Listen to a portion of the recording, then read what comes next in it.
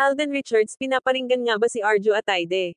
Disclaimer. Ang mga opinyon at pananaw na ipinapahayag sa video na ito ay mula sa may akda lamang at hindi nangangahulugang opisyal na pananaw ng alinmang institusyon o organisasyon. Layunin ng channel na ito ang pagbibigay ng impormasyon at komentaryo batay sa pampublikong datos at mga mapagkakatiwalaang sanggunian.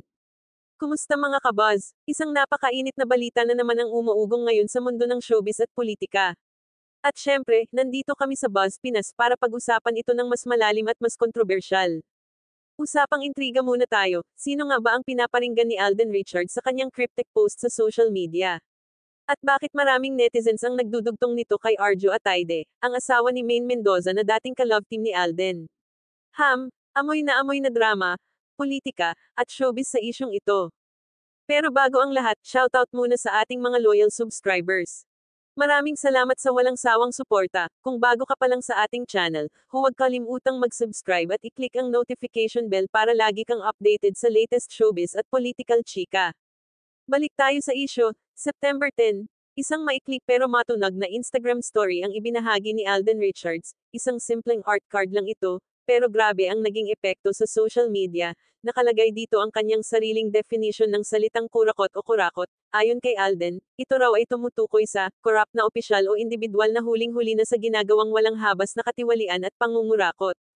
Simple lang, di ba? Pero teka, hindi natapos doon ang usapan dahil sa timing ng kanyang post, kasalukuyang mainit na mainit ang balita tungkol sa di umano'y anomalya sa mga flood control projects ng gobyerno. Dito nadawit ang pangalan ng aktor at kasalukuyang kongresista na si Arjo Ataide, asawa ni Maine Mendoza. Ayon sa whistleblower na si Pacifico Curly Discaya ay, may mga opisyal umano na nanghingi ng pera mula sa kanyang kumpanya kapalit ng proyekto, at isa daw si Arjo sa mga ito. Grabe, mga kabuzz, parang teleserye ang peg ng kwento, at dito na nga pumapasok ang intriga. Maraming netizens ang nagsabi na hindi lang basta educational ang post ni Alden, kundi tila may patama raw ito sa issue ni Arjo. Isipin nyo ha, hindi pa man nagsasalita si Alden tungkol sa issue ng mga flood control projects, bigla na lang siyang nag-post tungkol sa kurakot, at take note, kasunod nito ay nag-share pa siya ng mga larawan at video na may kaugnayan sa mga korupsyon sa bansa, kabilang na ang viral photo ng mga bundle ng pera na nakuha sa deep office at ipinakita sa House of Representatives Committee hearing. Ayon sa ilang fans, napaka-cryptic daw ng galaw ni Alden. May mga nagsabi na tila nagbubukas siya ng diskurso tungkol sa integridad at corruption sa gobyerno, pero may mga mas matindi ang hinala, baka raw ito ay isang personal na statement, lalo na't ang taong nadadawat ay hindi basta politiko kundi ang asawa ng kanyang dating ka-love team at rumored past love interest, si Maine Mendoza. Kung babalikan natin, mga kabuzz, ang Alden at Maine tandem o Aldab, ay isa sa pinaka-iconic na love team sa bansa. Sa kalye-serye ng Itbulaga, milyon-milyong tao ang natuwa at umiyak sa kanilang kwento, pero sa totoong buhay, alam natin na hindi sila nauwi sa totoong relasyon. Kalaunan ay nakipagrelasyon at nagpakasal si Maine kay Arjo, at dito nagsimula ang ilang fans na maging bitter kay Arjo, habang nanatiling tahimik si Alden tungkol sa kanilang personal na buhay. Pero ngayon, parang bumabalik ang tension, may mga netizens ang nagkomento ng, hala, mukhang may pinaparinggan si Alden ah. Isa pang nagsabi, grabe ka Alden, cryptic ka na, savage pa. Habang may mga nag-tweet pa ng, baka naman general statement lang yan, huwag tayo mag-assume. Ang tanong, sinasadyang ba ni Alden na mapag-usapan ito? O coincidence lang ang lahat?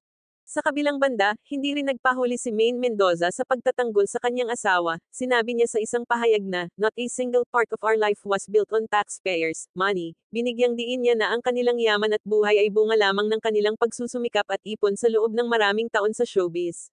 Pero kahit na sinabi ito ni Maine, parang hindi pa rin napapawi ang duda ng ilan, lalo na nang may mga kumakalat na video at larawan ng mga hearing sa Kongreso tungkol sa flood control anomalies, at syempre, kasabay nito, lumalakas ang bulungan na baka nga ang post ni Alden ay isang malakas na parinag.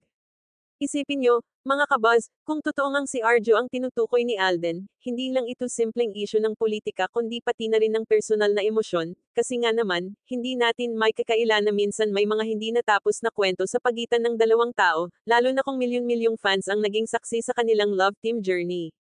May mga netizens na nagbalik-tanaw pa nga sa kasagsagan ng Aldab phenomenon, sinabi nila na baka raw may unfinished business, pa si Alden sa puso niya, at kaya ganito ang kanyang reaksyon. May iba namang nagsasabing wala itong kinalaman sa feelings kundi sa prinsipyo. Kilala raw kasi si Alden bilang isang family-oriented at principled na tao na ayaw sa korupsyon, kaya normal lang na magsalita siya tungkol sa mga isyu ng katiwalian sa bansa.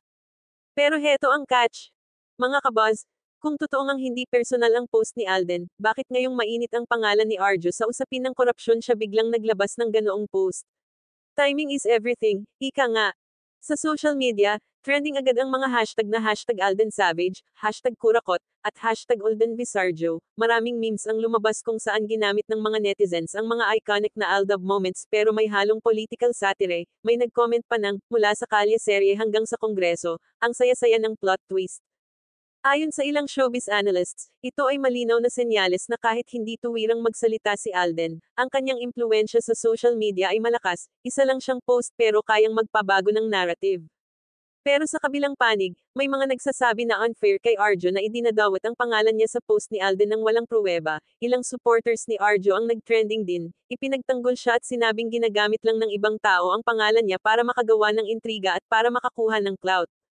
Mga kabaz, ito ang tanong na gusto naming iwan sa inyo, kung kayo ang tatanungin, isang general statement lang ba ang ginawa ni Alden o isang diretsahang patama ito kay Arjo? At dapat bang sumagot si Alden para linawin ang lahat?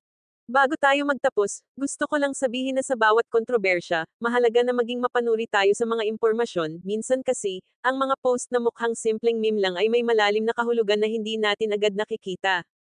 Kaya mga kabaz, huwag kalimutang mag-comment sa baba ng video na ito at sabihin kung ano ang tingin ninyo sa isyo, cryptic lang ba si Alden, o may totoong pinaparinggan siya. At syempre, shoutout muli sa ating mga kabaz na laging nandito sa bawat episode. Maraming salamat sa walang sawang suporta. Kung hindi ka pa nakaka-subscribe, ngayon na. I-click ang notification bell para lagi kang updated sa mga latest chika at intriga. Hanggang sa muli, ito ang Buzz Pinas, ang inyong source ng pinakamainit, pinaka-kontrobersyal, at pinaka-intrigang balita sa mundo ng showbiz at politika. Stay buzzing, mga kabuzz!